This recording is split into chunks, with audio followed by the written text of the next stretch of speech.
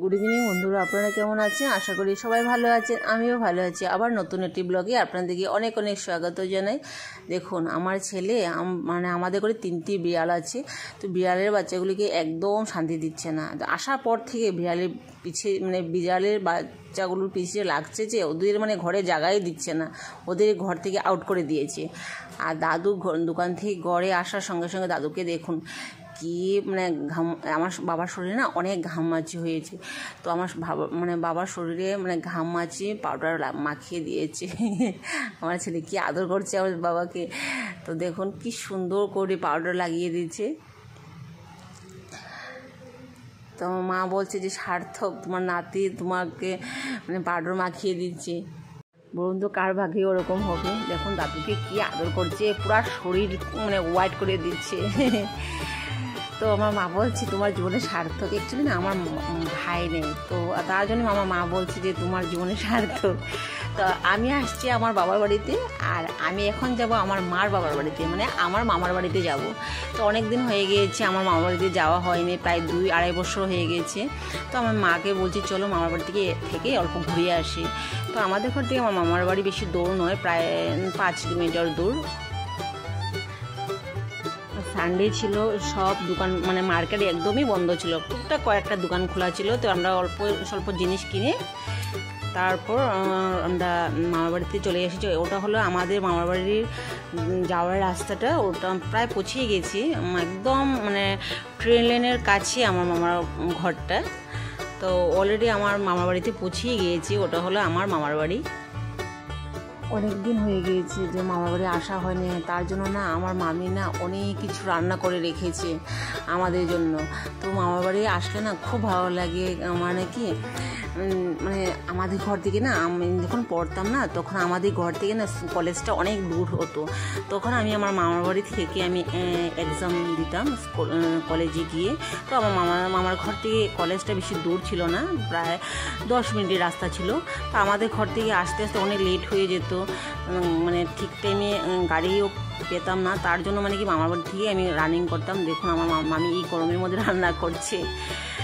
তো প্রত্যেকের প্রত্যেকে যারা ছোটোবেলার কথা বলছি, যে প্রত্যেকের না মামার বাড়ি আসতে না খুব আনন্দ হয়। আমাদের মামার বাড়ির অধিকারটা কি এটা অন্যরকম।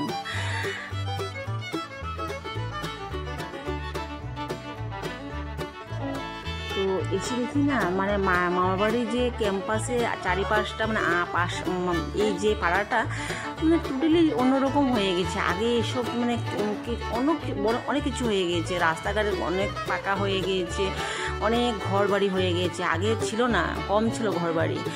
তো ওটা হলো আমার মামাতো বোন। তো অল্প ছাদের উপরও অনেক গরম না, তো ছাদের উপরও উঠে অল্প হাওয়া খেতে এসেছি। আমরা মেজো মামা করে এসেছি। তো দেখুন কি সুন্দর আমার মামা ছাদ বাগান করেছে, কি সুন্দর ফ্লাওয়ারগুলা। তো আমার বড় মামা মেজো মামার ঘরে এসেছি। আমার 5টা মামা, একজন বাইরে থাকে, তো 4 জন এখানেই থাকে। ও পাতাটা দেখছেন না, ওটা বহুত বিশেষ উপকারী পাতাটা। যখন কারো কোনো বাচ্চা হোক বড় মানুষ হোক, কোনো যদি ফুড পয়জন হয়, ডিসেন্ট্রি হয়, ওই পাতার রস গোলমরিচের সঙ্গে খেলে না পেটের প্রবলেমটা ঠিক হয়ে যায়। খুব দরকারি পাতাটা। তো আমরা মামার বাড়িতে 12টা-1টা বেজে গিয়েছিলো পৌঁছতে, তো প্রায় দুপুর হয়ে গিয়েছিলো। তো আমরা খাওয়া দাওয়া করে অল্প রেস্ট করে তারপর আমরা বাড়িতে এসে গিয়েছি। তো ওটা হলো মার্কেটটা, রবিবার ছিল না, তো মার্কেটটা পুরো খোলা ছিল না। তো ঘরে আসতে আসতে প্রায় 7:30-8টা বেজে গিয়েছে।